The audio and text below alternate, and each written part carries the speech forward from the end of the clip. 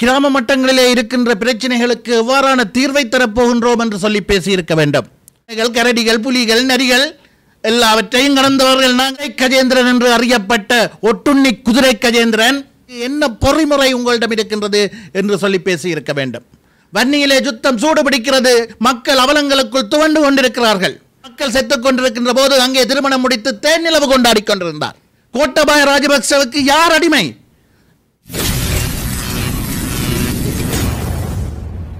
அனைவருக்கும் வணக்கம். ஒரு பொறுப்புள்ள கட்சி என்ற அடிப்படையிலே ஈழமக்கள் ஜனநாயக கட்சி ஆகிய எமக்கு எதிராகவும் எங்களுடைய செயலாளர் நாயகம் தோழர் டக்ளஸ் தேவானந்தா அவர்களுக்கு எதிராகவும் முன்வைக்கப்படுகின்ற அல்லது தொடர்பாக வெளிப்படுத்தப்படுகின்ற கருத்துக்கள் தொடர்பாக தெளிவுபடுத்த வேண்டிய ஒரு தார்மீக பொறுப்பு நமக்கு இருக்கின்றதாக கருதுகின்றோம். அந்த அடிப்படையிலே கடந்த சில தினங்களுக்கு முன்னர் வெளிப்படுத்தப்பட்ட கருத்துக்கள், குறிப்பாக வேலணையிலே இடம்பெற்ற ஒரு பிரச்சார கூட்டத்திலே தமிழ் தேசிய மக்கள் முன்னணியினுடைய முன்னாள் நாடாளுமன்ற உறுப்பினர் செல்வராசா கஜேந்திரன் அவர்கள் வெளிப்படுத்திய கருத்துக்கள் தொடர்பாக எங்களுடைய கருத்துக்களை, அது தொடர்பான தெளிவுபடுத்தல்களை எங்களுடைய மக்களுக்கு தெரிவிக்க வேண்டிய கடப்பாடு இருக்கின்றது. இவர்கள் உண்மையிலேயே மக்கள் நலன் சார்ந்த அரசியலை செய்ய விரும்புகின்றார்களாக இருந்தால், மக்களுடைய பிரச்சனைகளை தீர்வு காணும் வகையில் அவர்களுடைய எதிர்காலத்தை வளப்படுத்தும் வகையிலான ஒரு அறம் சார்ந்த அரசியலை செய்ய விரும்புகின்றார்களாக இருந்தால், உள்ளூராட்சி மன்ற தேர்தல் நடைபெற இருக்கின்றது. அதற்கான பிரச்சார கூட்டங்கள் நடைபெற்று வருகின்றன. அந்த பிரச்சார கூட்டங்களிலே பேசுகின்ற பொழுது உள்ளூராட்சி மன்றங்களிலே கிராமங்களை அபிவிருத்தி செய்ய பயன்படுத்தக்கூடிய அதிகாரங்களை கொண்ட உள்ளூராட்சி சபைகளிலே அந்தந்த கிராமங்களிலே என்னென்ன பிரச்சனை இருக்கின்றது என்று அடையாளப்படுத்தி அவை தொடர்பிலே பேசியிருக்க வேண்டும். கிராம மட்டங்களிலே இருக்கின்ற பிரச்சனைகளுக்கு எவ்வாறான தீர்வை தரப்போகின்றோம் என்று சொல்லி பேசியிருக்க வேண்டும். கடந்த காலங்களிலே அந்த பிரதேசங்களிலே என்ன செய்தோம் என்று சொல்லி பேசியிருக்க வேண்டும். குறிப்பாக வேலணை பிரதேசம் என்று சொன்னால் வேலணை பிரதேசத்திலே அடையாளப்படுத்தப்பட்ட பிரச்சனையை தீர்ப்பதற்கு என்ன பொறிமுறை உங்களிடம் இருக்கின்றது என்று சொல்லி பேசியிருக்க வேண்டும். இது தொடர்பாகவும் பேசவில்லை. அவை தொடர்பில் எந்த பிரச்சனையும் இல்லாமல் ஈழமக்கள் ஜனநாயக கட்சி தீவகத்திலே தொடர்ச்சியாக தங்களுடைய பலத்தை வெளிப்படுத்தி வருகின்ற ஈழமக்கள் ஜனநாயக கட்சி மீது சேரடிப்பதனூடாக மாத்திரம் தங்களுடைய தேர்தல் வெற்றியை உறுதிப்படுத்திக் கொள்ள முடியும் என்ற நினைப்பிலே, உங்களுக்கு தெரியும், கடந்த காலங்களிலே குதிரை கஜேந்திரன் என்று அறியப்பட்ட ஒட்டுண்ணி குதிரை கஜேந்திரன் ஈழமக்கள் ஜனநாயக கட்சி தொடர்பாக எங்களுடைய செயலாளர் நாயகன் தொடர்பாக சேரடித்து இருக்கின்றது. மக்களுக்கு இல்லாத பொல்லாத பொய்களை சொல்லி இருக்கிறது. இது மக்களுக்கு தெரியும் யார் இவர் என்று. ஒட்டுண்ணி குதிரை கஜேந்திரன் என்பவர் யார் என்று மக்களுக்கு தெரியும். எங்களுடைய மக்கள் என்று எதிர்ந்து கொண்டு வருகின்ற இத்தனை அவலங்களுக்கும் ஒத்துரியவர், ஒட்டுண்ணியாயிருந்து செயற்பட்டவர் என்பதை மக்கள் அறிவார்கள். வன்னியை நோக்கி இறுதி யுத்தம் ஆரம்பிக்கப்பட்டு விட்டது. பெருமெடுப்பிலே படைகள் நெருங்கி வருகின்ற சூழலிலே நாடாளுமன்றத்திலே 40,000 சவப்பட்டிகளை தயாரியுங்கள் என்று தென்னிலங்கை இனவாதிகளை உசுப்பேத்தி யுத்தத்தினை ஆதரவை அங்கே தென்னிலங்கையிலே வலுப்படுத்திவிட்டு புலம்பெயர் தேசத்திற்கு தப்பியோடியவர் தான் இவர். இவர் எவ்வாறு தப்பியோடப் போகின்றார் என்று அறிந்ததும் நாடாளுமன்றத்தினால் இவருக்கு வழங்கப்பட்ட சொகுசு வாகனத்தை கொண்டு வந்து தந்துவிட்டு போகுமாறு புலிகளுடைய அப்போதைய வாகனங்களுக்கு போக்குவரத்துக்கு பொறுப்பாக இருந்த குட்டி என்பவரால் தகவல் அனுப்பப்படுகிறது. அதற்கு இவர் அனுப்பிய பதில் தகவல் என்ன? அது நாடாளுமன்ற வாகனம், அதை கொண்டு வர வேண்டுமாக இருந்தால் 35 லட்சம் கட்ட வேண்டும், அதை அனுப்புங்கள், கொண்டு வந்து தந்துவிட்டு போகிறேன் என்று வன்னியிலிருந்து 35 லட்சம் ரூபாய் அனுப்பி வைக்கப்பட்டது. ஆனால் வாகனம் இங்கே வரவில்லை. அந்த 35 லட்சத்தையும் எடுத்துக்கொண்டு அந்த வாகனத்தையும் விற்று காசை பெற்றுக்கொண்டு ஐரோப்பிய நாடுகளிலே புகலிடங்கோடு தேடிச் சென்றவர் தான் இவர். சென்றது மாத்திரமல்ல, எங்களுடைய மக்கள் ஒன்றை புரிந்து கொள்ள வேண்டும். வன்னியிலே யுத்தம் சூடுபிடிக்கிறது, மக்கள் அவலங்களுக்குள் துவண்டு கொண்டிருக்கிறார்கள். ஆயிரக்கணக்கான மக்கள் இரண்டு தரப்புக்கும் இடையே இடிபாடுகளுக்குள் இரண்டு தரப்புகளுக்கும் இடையிலான யுத்தத்திலே சிக்குண்டு செத்து மடிந்து கொண்டிருக்கிறார்கள். போக வழியின்றி தவித்துக் கொண்டிருக்கிறார்கள். இவர் அங்கே சென்றவர் தேசிய தலைமையினால், தங்களுடைய தேசிய தலைமையினால் ஒரு பொறுப்பு ஒப்படைக்கப்பட்டிருக்கிறதாம் புலம்பெயர் நாடுகளிலே ஆற்றுவதற்கு என்று சொல்லி அங்கே சென்றவர் என்ன செய்தார்? இங்கே மக்கள் செத்துக் கொண்டிருக்கின்ற போது அங்கே திருமணம் முடித்து தேனிலவு கொண்டாடி கொண்டிருந்தார். இங்கே மக்கள் சாகிறார்கள், அங்கே தேனிலவு கொண்டாடி கொண்டிருந்ததுதான் இவர் தமிழ் தேசியத்திற்கும் மக்களுடைய விடுதலை போராட்டத்திற்கும் ஆற்றிய அதி உச்சபட்ச தியாகம். மக்கள் புரிந்து கொள்ள வேண்டும். அங்கே தேன்கிழி நிலவு கொண்டாடி கொண்டு விட்டு பிறகு என்ன செய்தார்?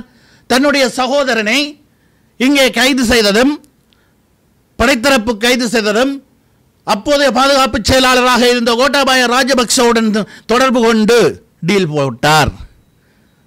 தன்னுடைய சகோதரனை விடுதலை செய்யுமாறும், இங்கே இருக்கக்கூடிய புலிகளுடைய தொடர்புகள் பற்றியும் ஆதரவாளர்கள் பற்றியும் தகவல்களை தருவதாகவும் டீல் போட்டு அதன்படி செயற்பட்டார். தனது சகோதரனை விடுதலை செய்யப்பட்டதற்கு பிரதி உபகாரமாக 2010க்கு பிற்பட்ட காலத்திலே புலிகளை மீளுருவாக்க முற்படுகிறார்கள் என்ற குற்றஞ்சாட்டப்பட்டு கொலை செய்யப்பட்ட தெய்வீகன் கோபி போன்றவர்களுடைய படுகொலைக்கும் இவருக்கும் நெருக்கமான தொடர்பு இருக்கின்றது என்ற தகவல்கள் கூட இருக்கின்றன. இதுதான் இவர் தமிழர் போராட்டத்திற்கு செய்த அர்ப்பணிப்பு, எங்களுடைய மக்களுக்கு செய்த தியாகம். பின்னர் மீண்டும் இங்கே வந்து கோட்டாபாய ராஜபக்சவுடைய அனுமதியோடு, ராஜபக்சர்களுடைய அனுமதியோடு மீண்டும் இங்கே வந்து அரசியலில் ஈடுபட்டார். 2020ஆம் ஆண்டு கோட்டாபாய ராஜபக்ச ஜனாதிபதியாக வேண்டுமாக இருந்தால் வடக்கு கிழக்கிலே இருக்கக்கூடிய தமிழ் மக்கள் வாக்களிப்பை புறக்கணிக்க வேண்டும் என்ற அவர்களுடைய அறிவுறுத்தலுக்கு அமைவாக வடக்கு கிழக்கிலே தமிழ் மக்கள் வாக்களிப்பை புறக்கணிக்க வேண்டும் என்று அப்போது தமிழ் தேசிய மக்கள் முன்னணி தீர்மானம் இயற்றியது என்று கோட்டாபாய ராஜபக்சவுக்கு ஆதரவாகவே அந்த தீர்மானம் இயற்றப்பட்டது என்பதை, அந்த தீர்மானம் இயற்றப்பட்ட போது அங்கு இருந்த ஒரு கூட்டு பொறுப்பு சொல்ல வல்லவராக இருந்த மணிவண்ணன் அவர்கள் வெளிப்படுத்தி இருந்தார். பிற்பட்ட காலத்திலே கோட்டாபாயாவுக்கு ஆதரவாகத்தான் அந்த தீர்மானம் மேற்கொள்ளப்பட்டது என்பது என்று.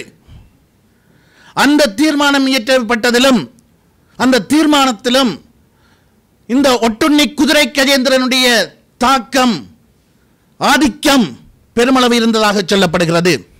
யார் அடிமை? கோட்டாபாய ராஜபக்சவுக்கு யார் அடிமை? அவர் ஜனாதிபதியாக வேண்டும் என்பதற்காக புறக்கணிக்க சொன்ன புறக்கணிப்பு தீர்மானத்தை மேற்கொண்ட இந்த ஒட்டுண்ணி அடிமையா? எங்களுடைய செயலாளர் டக்ளஸ் தேவானந்தா அடிமையா? அடிமை என்கிறார்கள். என்ற ஒரு சந்தர்ப்பத்திலும் நாங்கள் ஈழமக்கள் ஜனநாயக கட்சி, எங்களுடைய செயலாளர் நாயகன் தோழர் டக்ளஸ் தேவானந்தா எங்களுடைய மக்களுடைய இடுப்பை காட்டிக் கொடுக்கும் வகையில், எங்களுடைய மக்களுடைய அபிலாஷைகளை காட்டிக் கொடுக்கும் வகையில் சுயநலன்களுக்காக சோரம் போனது கிடையாது. அதை செய்தவர்கள் எங்களை பார்த்து காட்டிக் கொடுக்கிறார்கள், எங்களை பார்த்து சேரடிக்கிறார்கள். டக்ளஸ் தேவானந்தா தீவகத்திலே எதுவும் செய்யவில்லையாம். சரி, அவர் செய்தாரா செய்யவில்லையா என்பதை அங்கே இருக்கின்ற அபிவிருத்தி திட்டங்கள், தீவகத்திலே காணப்படுகின்ற வேலை திட்டங்கள், தாங்கி நிற்கின்ற பெயர் பலகைகள், அந்த நினைவு கற்கள் பதில் சொல்லும். அந்த நினைவு கற்களுக்கும் உயிர் இருக்குமாக இருந்தால், சிந்திக்கும் ஆற்றல் இருக்குமாக இருந்தால் இந்த ஒட்டுண்ணியினுடைய கருத்தை கேட்டு சிரித்திருக்கும். ஏனென்றால் அந்த பலகைகள் எல்லாம், நினைவு பலகைகள் எல்லாம் தாங்கி நிற்பது தோழர் டக்ளஸ் தேவானந்தாவினுடைய பெயரை. சரி, டக்ளஸ் தேவானந்தா எதுவும் செய்யவில்லை என்கிறீர்களே. இந்த ஒட்டுண்ணி 2004 தொடக்கம் 2010 வரையில் 6 வருடங்களும், 2020 தொடக்கம் 2025 வரை 24 இறுதி வரை 5 வருடங்கள் அல்லது 4.5 வருடங்களுக்கு மேற்பட்ட காலப்பகுதியும் எல்லாமாக 10 வருடங்களுக்கு மேல் நாடாளுமன்றத்திலே இருந்திருக்கின்றது. ஒவ்வொரு வருடமும் நாடாளுமன்ற உறுப்பினர்களுக்கு பன்முகப்படுத்தப்பட்ட நிதியூடாக நிதி ஒதுக்கப்படுகின்ற பல கோடிக்கணக்குகள். அந்த நிதியிலிருந்து தீவகத்திற்கு செய்த ஒன்றை சொல்ல முடியுமா? பல கோடிகள் ஒதுக்கப்பட்டிருக்கின்றன. அந்த பன்முகப்படுத்தப்பட்ட நிதியிலிருந்து வேலனைக்கு என்ன செய்தீர்கள்? தீவகத்திற்கு என்ன செய்தீர்கள்? ஒன்றை சொல்லுங்கள் பார்ப்போம். நீங்கள் முதுகெலும்பிருந்து உள்ளவர்களாக இருந்தால் அந்த இடத்திலே போய் நின்று சொல்லி இருக்க வேண்டும். நாங்கள் வேலனைக்கு 2005ஆம் ஆண்டு பன்முகப்படுத்தப்பட்ட நிதியிலிருந்து இதை செய்திருக்கிறோம், 22ஆம் ஆண்டு பன்முகப்படுத்தப்பட்ட நிதியிலிருந்து இதை செய்திருக்கின்றோம், எங்களை இந்த பிரதேச சபையினுடைய ஆளுந்தரப்பாக மாற்றினால் என்னவெல்லாம் செய்வோம் என்று சொல்லி இருக்க வேண்டும். அதை விடுத்துவிட்டு ஏனையவர்கள் மீது சேரடித்து சேறுவாரி பூசி வாக்குகளை அள்ளுகின்ற, யாருக்காக வாக்கு கேட்கிறீர்கள்? மக்களுக்கு தெரியும். அந்த பிரதேசத்திலே மணல் கொள்ளையில் ஈடுபட்டவர்களுக்கும் போதைப்பொருள் கடத்தலில் ஈடுபட்டவர்களுக்கும் கூட்டுறவு சங்கங்களுக்கு ஊடாக மக்களுடைய பணத்தை ஆட்டையை போட்டவர்களுக்கும் தான் வேலனையிலும் ஊர்காவல்துறையிலும் இந்த ஒட்டுண்ணி வாக்கு கேட்டுக்கொண்டிருக்கிறது. இதனை மக்கள் உணர்ந்து கொள்வார்கள். இவ்வாறான ஒட்டுண்ணிகள் ஈழமக்கள் ஜனநாயக கட்சியை தொடர்பிலோ எங்களுடைய செயலாளர் நாயகன் தொடர்பிலோ கை நீட்டி பேசுவதற்கு எந்தவித அருகதையும் இல்லை என்பது எங்களுடைய மக்களுக்கு தெரியும். அதனால் தான் மக்கள் எங்களோடு தொடர்ச்சியாக இருந்து வந்திருக்கிறார்கள். இது ஒருபுறம் இருக்க, ஒட்டுண்ணி குதிரை கஜேந்திரன் தற்போதைய அரசியல் சூழல், அரசியல் நிலவரங்களை புரிந்து கொள்ளாமல் சுயநலன்களுக்காக மணல் கடத்தல்காரர்களுக்கும் போதைப்பொருள் வியாபாரிகளுக்கும் கூட்டுறவு சங்கங்களின் பெயரால் பணத்தை ஆட்டையை போட்டவர்களுக்கும், மக்களின் பணத்தை ஆட்டையை போட்டவர்களுக்கும் வாக்கு சேகரித்துக் கொண்டிருக்கின்றது என்று சொன்னால், இன்னொரு பக்கத்திலே பனை அபிவிருத்தி சபை திக்கம் வடிகால் சாலை தனியார் நிறுவனத்திற்கு கொடுக்க முடியாது என்று தீர்மானம் இயற்றிவிட்டோம் என்று மக்களை ஏமாற்றுகின்றது. நான் கடந்த முறையே இங்கே நடத்தப்பட்ட ஊடக சந்திப்பிலே தெரிவித்திருக்கின்றேன். திக்கம்படி சாலையினுடைய பணிப்பாளர் சபையினால் மேற்கொள்ளப்படுகின்ற தீர்மானங்கள் இந்த ஒப்பந்தத்தை ரத்து செய்ய முடியாது. இந்த ஒப்பந்தம் என்பது கைத்தொழில் அமைச்சிற்கும் வெளிநாட்டு தனியார் நிறுவனத்திற்கும் இடையிலான ஒப்பந்தம். அதை இவர்களால் எதுவும் செய்ய முடியாது. உரிய பொறிமுறையூடாக டெண்டர் ஹோல் பண்ணப்பட்டு உரிய வழிமுறையாக மேற்கொள்ளப்பட்ட ஒப்பந்தத்தை பனை அபிவிருத்தி சபையினுடைய பணிப்பாளர் சபையினால் எதுவும் செய்ய முடியாது. அது தெரிந்தும் மக்களை ஏமாற்றும் வகையில் அந்த ஒப்பந்தத்தை கேன்சல் பண்ணிவிட்டோம், கடந்த அரசாங்கத்திலே போடப்பட்ட ஒப்பந்தத்தை கேன்சல் பண்ணிவிட்டோம் என்று இந்த தேர்தலில் காலத்திலே மக்களை மூளைச்சலவை செய்யும் வகையில் தவறான கருத்தை, தற்போதைய ஆட்சியாளர்களுக்கு கூசாவாக தூக்கும் வகையிலான தவறான கருத்தை தற்போதைய பனை அபிவிருத்தி சபையினர் செய்து கொண்டிருக்கின்றனர் என்பதை நாங்கள் வெளிப்படுத்தி இருந்தோம்.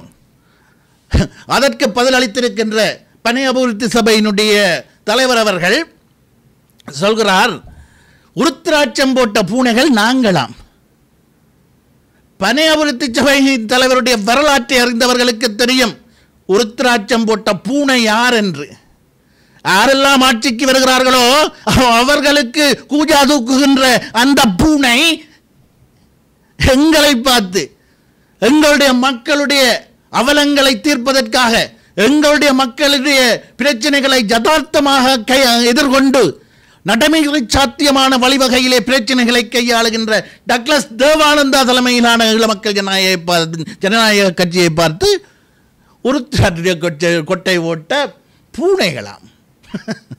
இப்படி எத்தனை பூனைகள், கரடிகள், புலிகள், நரிகள் எல்லாவற்றையும் கடந்தவர்கள் நாங்கள், கண்டவர்கள். எவற்றாலும் எங்களை மக்களிடமிருந்து பிரிக்க முடியாது. இதனை மக்கள் புரிந்து கொள்வார்கள். நன்றி, வணக்கம்.